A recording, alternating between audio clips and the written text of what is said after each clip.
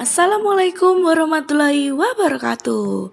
Hai teman-teman, bagaimana kabarnya hari ini? Pasti baik dong. Saya perwakilan dari kelompok 1 kelas 11 MIPA 1 akan menerangkan tentang karya ilmiah. Nah, di sini ada nama-nama anggota kelompok kami. Yang pertama ada Binar Wisnu, Jenar Maya Gilinandi, Muhammad Radit Ardiansyah, Rahma Ayu Wulandari, Selma Ayu Ningrat, dan Yulia Nurfadila. Nah, di sini pertama-tama saya akan menerangkan tentang pengertian karya ilmiah. Apa sih karya ilmiah itu? Apakah teman-teman tahu? Nah, di sini akan saya jelaskan.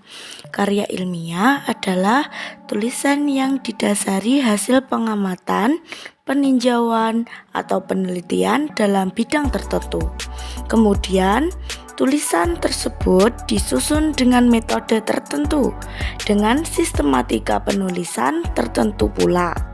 Isinya dapat dipertanggungjawabkan secara ilmiah.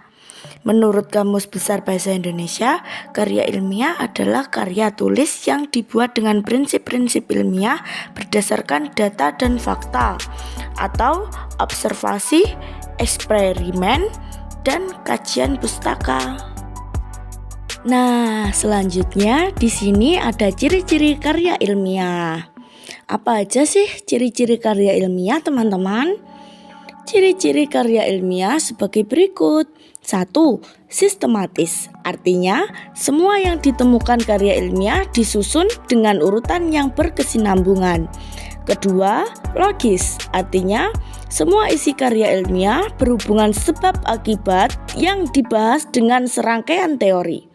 Yang ketiga, kebenaran dapat diuji, artinya karya ilmiah berupa fakta dan dapat diuji kebenarannya. Yang keempat, objektif, artinya menurut apa adanya, tidak memihak dan berdasarkan perasaan penulis. Penulis menulis karya ilmiah berdasarkan dan pengumpulan data faktual di lapangan. Yang kelima, tuntas, dan yang keenam, berlaku umum, dan yang terakhir atau yang ketujuh, menggunakan bahasa baku. Nah, selanjutnya di sini tertera jenis-jenis karya ilmiah, teman-teman. Apa sih jenis-jenis karya ilmiah itu? Yuk kita bahas. Yang pertama ada makalah. Makalah adalah karya ilmiah yang menyampaikan sebuah permasalahan dengan penyelesaiannya menggunakan berbagai macam data yang ada di lapangan.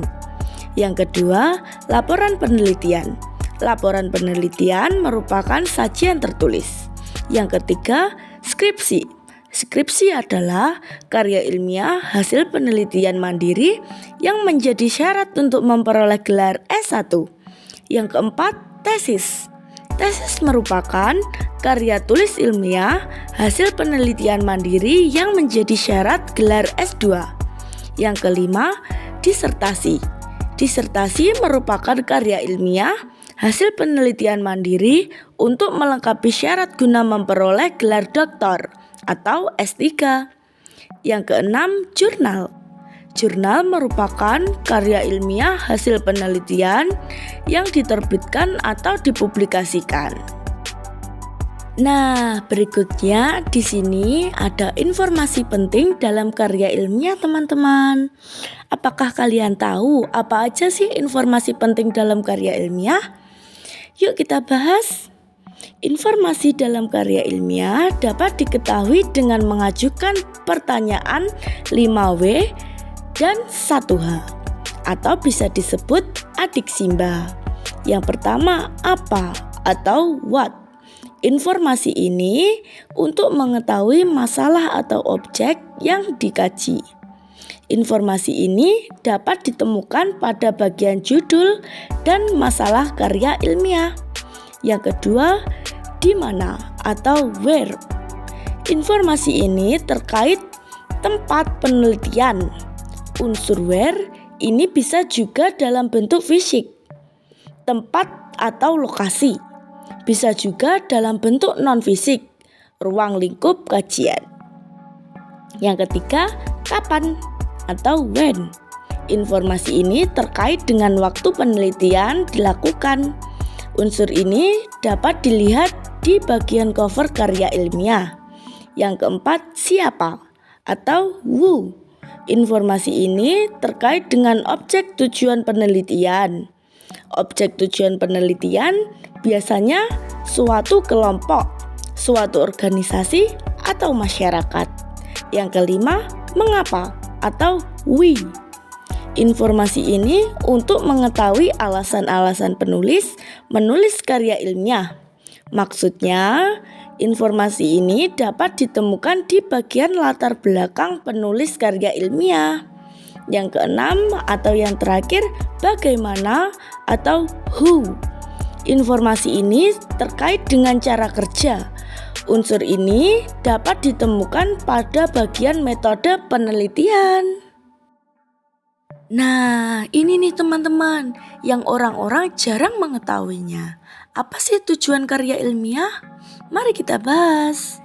Tujuan karya ilmiah sebagai berikut. 1. Sebagai wahana melatih ide tersurat atau hasil penelitian dalam bentuk karya ilmiah yang sistematis dan metodologis. Yang kedua, sebagai wahana transformasi pengetahuan antara sekolah dan masyarakat. Yang ketiga, sebagai motivasi untuk menjadi produsen karya ilmiah bukan hanya konsumen karya ilmiah. Yang keempat, sebagai pembuktian pengetahuan dan potensi ilmiah yang dimiliki atau didapat peserta didik. Yang kelima, sebagai ajang melatih keterampilan dasar melakukan penelitian. Nah, selanjutnya di sini ada manfaat karya ilmiah. Apa sih yang teman-teman ketahui tentang manfaat karya ilmiah? Yuk kita bahas manfaat karya ilmiah. Manfaat penulisan karya ilmiah sebagai berikut. 1. Melatih menggabungkan hasil bacaan dari berbagai sumber. Yang kedua, melatih mengintegrasikan hasil bacaan dengan gagasan sendiri. Yang ketiga, mengembangkan pemikiran menjadi lebih matang. Yang keempat, mengakrabkan penulis dengan kegiatan perpustakaan seperti mencari katalog dan buku yang diperlukan. Yang kelima, meningkatkan keterampilan dalam mengorganisasikan dan menyajikan fakta data secara jelas dan sistematis. Yang keenam, menyumbang perluasan ilmu pengetahuan kepada masyarakat. Yang ketujuh, sebagai bahan acuan atau penelitian pendahuluan untuk penelitian selanjutnya. Nah, selanjutnya di sini juga ada sistematika karya ilmiah. Apakah teman-teman tahu apa itu sistematika karya ilmiah? Mari kita bahas. Yang pertama ada populer. Yang kedua semi formal. Yang ketiga formal. Nah, di sini juga ada loh unsur-unsur karya ilmiah bentuk formal. Contohnya sebagai berikut. Yang A, bagian awal, dan yang B, bagian utama, dan yang C, bagian terakhir. Dan ini nih yang terakhir, kebahasaan karya ilmiah. Yang pertama, pemilihan kata. Dan yang kedua, penggunaan ejaan. Dan yang ketiga, penulisan kalimat. Yang keempat, penulisan paragraf. Nah, itulah teman-teman penjelasan dari kelompok kami.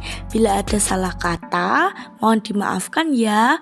Sekian dulu penjelasan dari kelompok kami. Wassalamualaikum warahmatullahi wabarakatuh.